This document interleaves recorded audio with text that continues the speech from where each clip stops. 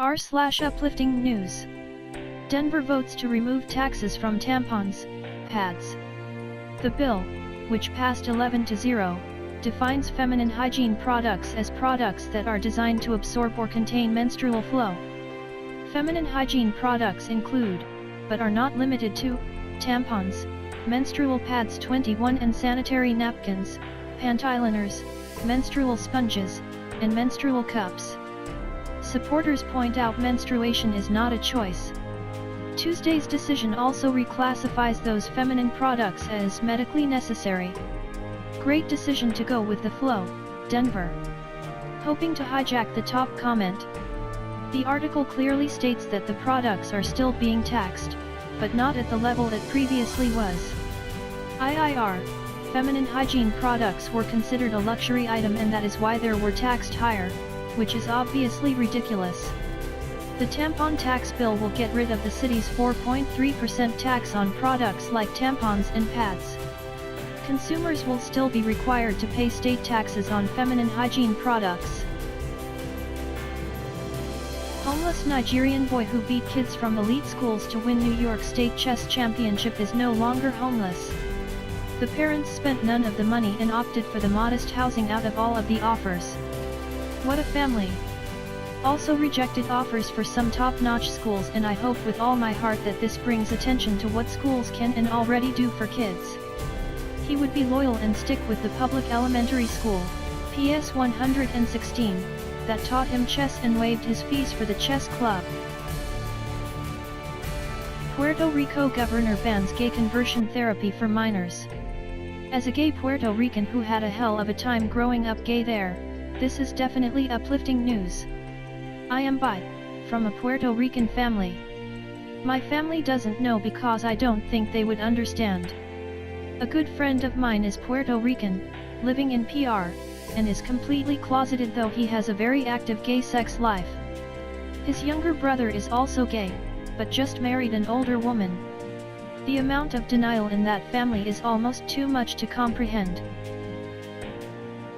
Students in Ukraine learn how to spot fake stories, propaganda, and hate speech.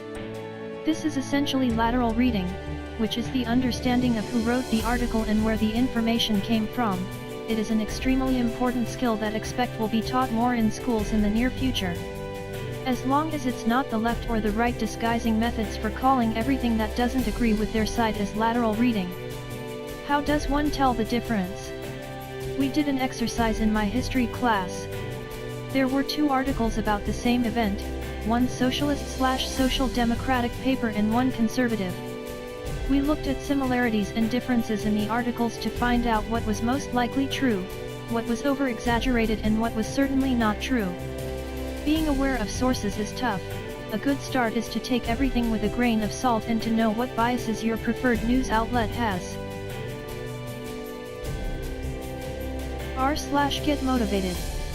This cheered me up. Someone once told me, if you stress too much about something before it happens, you basically put yourself through it twice.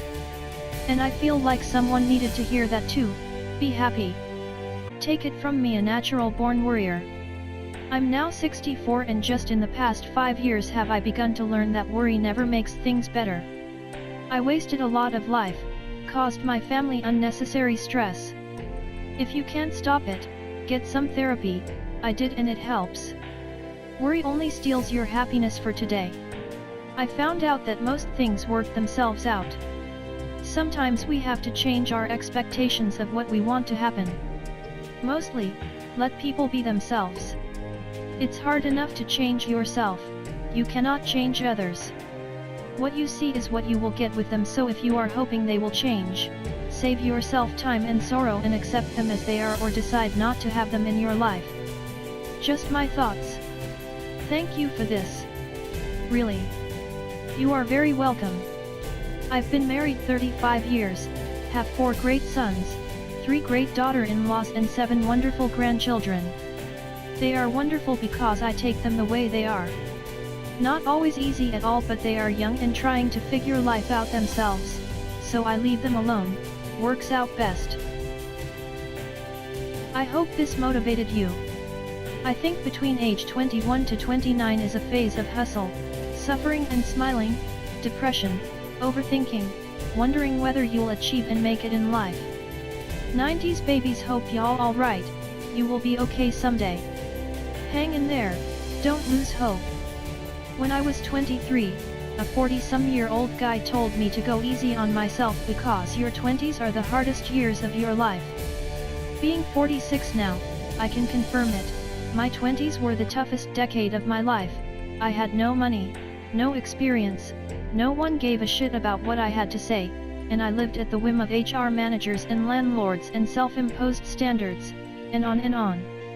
But just as this post says, I can also confirm that it really does get easier and, dare I say, better. You find your footing.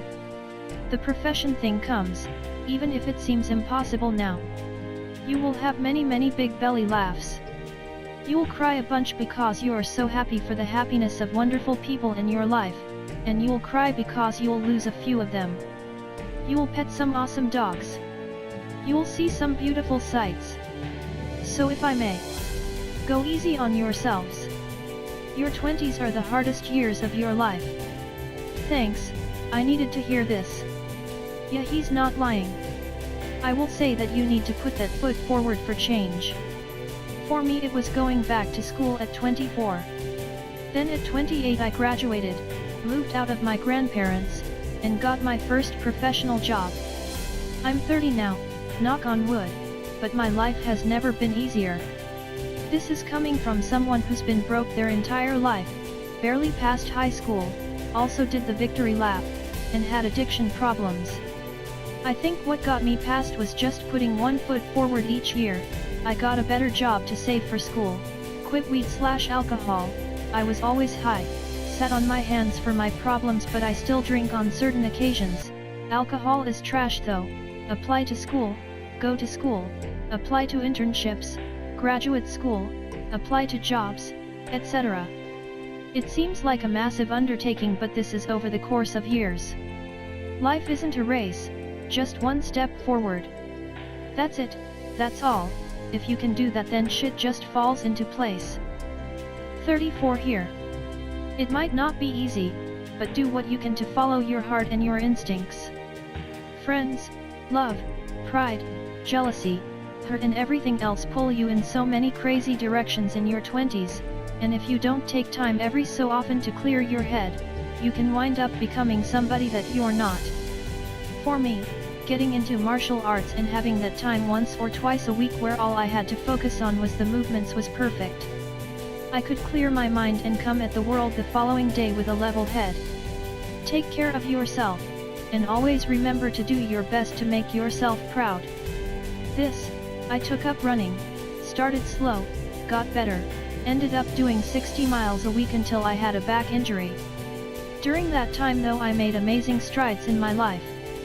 I had no degree, was a burnout/dropout in a mentally abusive relationship, cheated on me a bunch and lied all the time, and this hobby gave me amazing clarity, confidence, and happiness. Although I can't run like I used to, the lessons I learned were invaluable. I now own a home, happily married, and have 2 fur babies. When you are happy and love yourself, everything else will fall into place. I've kind of had the flip, but that is just life. Everyone's will be different. Some people get their shit figured out in their 20s. Some of us walk different paths. It's just going to depend on what you want. I took risks but got a lot of different experiences that most people probably will never have, but as I near 33 myself, there are still things that are only just now coalescing for me that did so for others much earlier. For some people it never does just coalesce the same way, either. There is a lot of pressure to be normal, to be a specific way, or to have shit figured out by a certain age.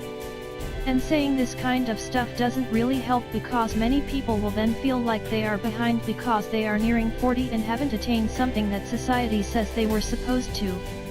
People just have to do the best they can and realize they can lean on others when they need to. Just, don't take advantage of others.